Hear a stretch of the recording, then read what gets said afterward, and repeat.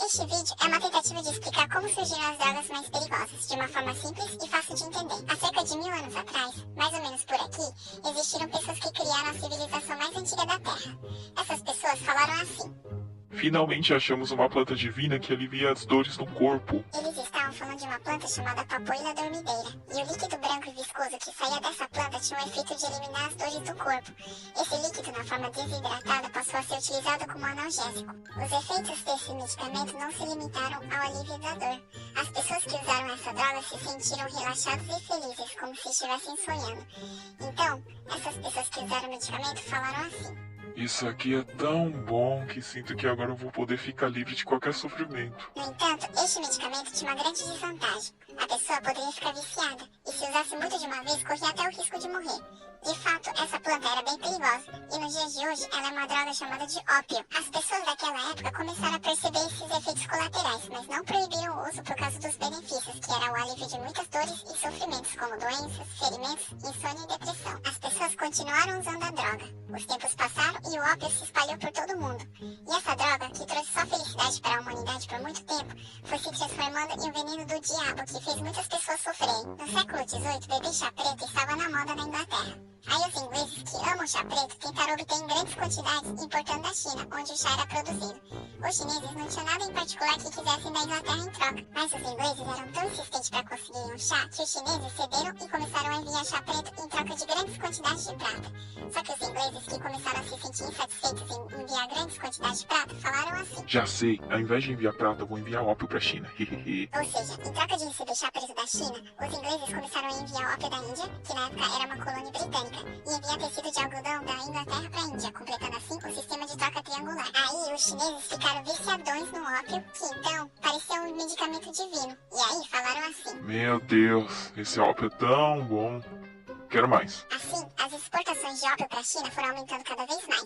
Em 1720 foram 15 toneladas, em 1773 foram 75 toneladas e em 1839 foram 2.540 toneladas de ópio enviados para a China. Como resultado, cerca de 25% da população chinesa ficou viciada em ópio. Sentindo que ia dar ruim, a China tentou proibir as importações de ópio. E com isso, a Inglaterra se irritou com a China e falou assim: Se você parar de comprar ópio, vou começar uma guerra. E essa guerra que aconteceu entre a Grã-Bretanha e a China, que foi a Guerra do Ópio. Nessa guerra, a China foi derrotada pela Grã-Bretanha e o país não apenas foi obrigado a pagar uma indenização de 21 milhões de dólares, mas também foi obrigado a aumentar ainda mais a quantidade de importação do ópio. Assim, a China foi injustamente forçada a assinar um tratado desigual. A China fica cheia de gente viciada em ópio, mas o inferno causado pelo ópio se espalha nos Estados Unidos também. Na segunda metade do século XVIII, na Califórnia dos Estados Unidos, foi descoberto que poderia ser extraído ouro. E depois que a notícia se espalhou, gente do mundo inteiro foi para os Estados Unidos querendo ficar rico. Nessa época, os chineses que estavam viciados em ópio também foram para lá, levando ópio com eles. Quando os americanos viram os chineses trazendo um negócio que eles não conheciam, mas pareciam bom, eles falaram assim: Esse negócio que vocês têm aí parece ser bom, hein? Não quer me dar um pouco, não? E foi assim que começou a surgir muitas pessoas viciadas em ópio nos Estados Unidos também. Dessa forma, o ópio se espalhou no mundo inteiro e começou a ser conhecido como uma droga que acaba com a sociedade. O problema é que não havia nenhum analgésico melhor do que o ópio na época. Por isso, o ópio era uma ameaça para a humanidade, mas ao mesmo tempo era um salvador divino. Então, os cientistas da época falaram assim: Será que não podemos tirar esses efeitos ruins do ópio e manter só o efeito analgésico? No início do século XIX, havia um farmacêutico na Alemanha chamado Certner, que depois de muitas tentativas e erros, finalmente conseguiu extrair as substâncias que têm efeito analgésico do ópio. O ópio é o líquido branco extraído da planta chamada papoila dormideira. Existem muitas substâncias nesse líquido, e uma dessas substâncias é o analgésico. O Certner conseguiu extrair só essa substância do ópio, e desenvolveu um analgésico que é muito mais potente do que o próprio ópio. Esse analgésico é a morfina. A morfina era 6 vezes mais potente que o ópio, e fazia as pessoas sentirem bem muito mais rapidamente do que o ópio. Acreditava-se que a morfina, que era apenas substância que atuava como analgésico, foi um sucesso de tentativa de eliminar as propriedades viciantes do ópio. Mas a parte viciante do ópio continuava lá, e na verdade acabou sendo até reforçado, criando um medicamento ainda mais fácil de se viciar. Certner, que acabou criando uma droga pior que o ópio, falou assim: Vixe, deu ruim. Não tem como usar isso. Mas então, uma empresa farmacêutica da Alemanha se interessou nessa nova droga e começou a produzir em massa. Como resultado, a morfina passou a ser usada para o tratamento de várias doenças, mas também foi usada para tratar viciados em ópio e álcool, resultando em um número ainda mais elevado de viciados.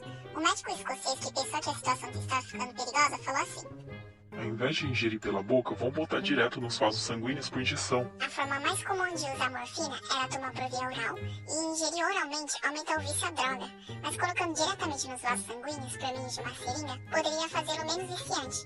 Foi o que os médicos da época pensaram. Então foi desenvolvida uma seringa que podia injetar a droga diretamente no corpo, e começaram a injetar morfina no corpo de inúmeros pacientes. Como resultado, descobriram que mesmo usando a seringa, a tendência ao vício não mudava, e pelo contrário, injetar diretamente nos vasos sanguíneos fazia com que aquela sensação boa começasse mais rápido, e isso aumentava ainda mais a dependência. Quanto mais os médicos e farmacêuticos tentavam, pior ficava a situação. Mas eles não desistiram e continuaram com a pesquisa, para criar um analgésico que não causasse dependência. No meio disso tudo, na Inglaterra, tinha um farmacêutico chamado Wright. O Wright falou assim: Talvez dê certo se a gente juntar morfina e uma outra substância para criar algo totalmente diferente. Ele quis dizer que, até agora, assim como o ópio ou a morfina, que tinha dentro do ópio, se usava substâncias das plantas que já existiam na natureza. Mas talvez esse poderia ser o motivo pela qual não conseguiam eliminar os efeitos viciantes. O que significa que talvez seria possível combinar a morfina com uma outra substância e criar um analgésico não viciante. Assim, em 1874, uma nova droga foi criada e ela foi chamada de heroína. A heroína era 5 vezes mais potente que a morfina, então era uma droga muito forte. A heroína chamou a atenção de alguém. Mais uma vez, uma empresa farmacêutica alemã que falou assim: Se é bem potente, deve funcionar com uma quantidade bem pequena.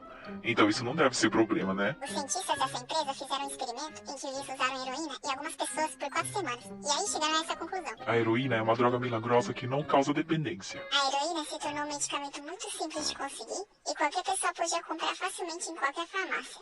Na realidade, a heroína apresentava fortes efeitos colaterais que, na pior das hipóteses, poderia até levar à morte. E foi assim que começou a surgir inúmeros viciados em heroína, que hoje é uma das drogas mais perigosas. Dessa vez, os cientistas voltaram a atenção a uma outra substância que também estava presente no ópio, e através dela criaram uma nova droga chamada oxicodona. A oxicodona, diferente das outras drogas criadas por cientistas, tinha um efeito viciante bem baixo e foi considerada uma droga segura. No entanto, depois do ópio, morfina, heroína, uma série de fracassos na tentativa feita por cientistas, as pessoas estavam mais cautelosas para usar a oxicodona. Mas aí a situação começou a mudar aos poucos na década de 1980. Só para aqueles pacientes que já estavam no fim das suas vidas, começaram a usar essas drogas para aliviar a dor e o sofrimento. Esse método bondoso de lidar com o sofrimento das pessoas que estavam morrendo foi se espalhando pelo mundo. E em 1984, uma lei falou assim: Eu autorizo o uso em pacientes que estão no fim das suas vidas. A oxicodona, que recebeu a aprovação legal, passou a ser vendida em grandes quantidades e se tornou um mercado de sucesso. Nos Estados Unidos, surgiram médicos e farmacêuticos que usam a oxicodona como ferramenta para fazer dinheiro. Eles começaram a prescrever oxicodona em grandes quantidades aos pacientes e ganharam muito dinheiro. Como resultado, muitas pessoas acabaram morrendo por uso exagerado de oxicodona. A oxicodona, que foi considerada um analgésico seguro, era na verdade uma droga muito perigosa e altamente viciante, e acabou se tornando o medicamento que mais matou na história da humanidade. Assim, o remédio de Deus, que trouxe felicidade às pessoas, trouxe enorme prejuízo à humanidade e se transformou em um veneno do diabo. Estima-se que hoje, nos Estados Unidos, mais de 200 pessoas morrem todos os dias por vício em drogas.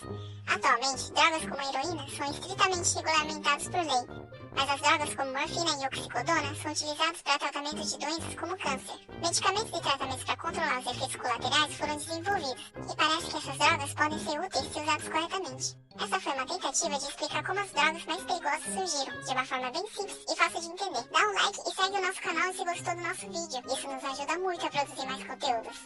Até a próxima!